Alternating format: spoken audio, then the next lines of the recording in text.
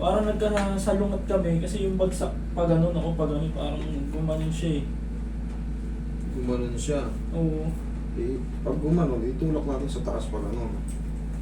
Tas Ngayon, bossing kasi, kumbaga, wala ka pang dapat ipag-alala dyan. Oh. Bakit? Wednesday, ano pala ngayon? Thursday kahapon. Oh. Ngayon ay Friday ng Friday morning. Automatic kasi magre-retaliate yung pamamaga. Pero siyempre ikaw, curious ka, kasi naramdaman mong gumanon eh, parang lumihis eh. Parang gusto mong sana magbalik ka agad. Saka first time eh, first time sa akin yan. Naglalaro din kasi ako kaya... Eh, kumbaga, kahit naman yan, para sa inyong kaalaman lang, normal lang yan.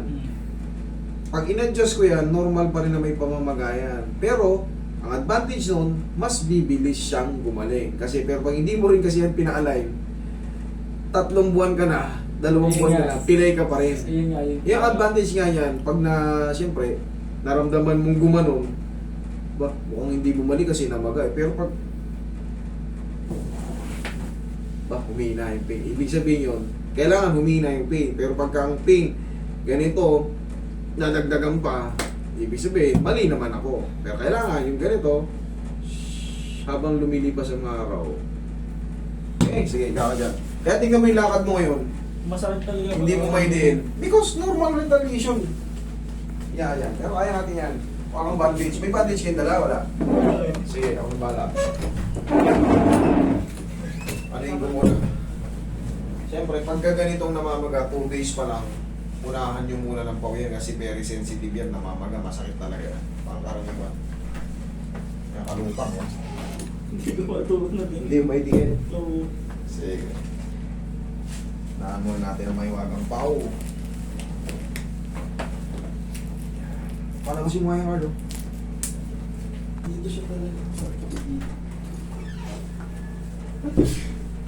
Tsaka iba na ngayon ang laro.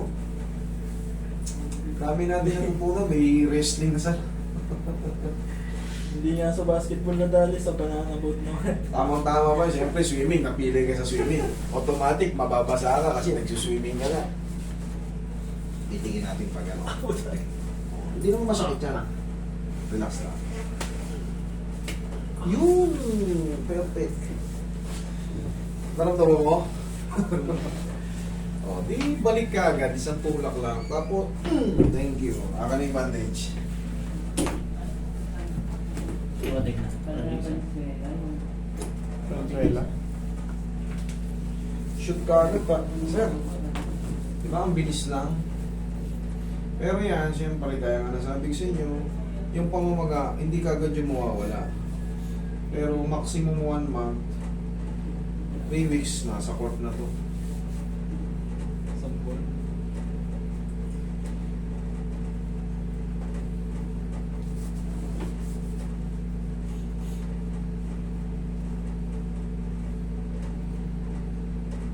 Ilang taong ka na ba?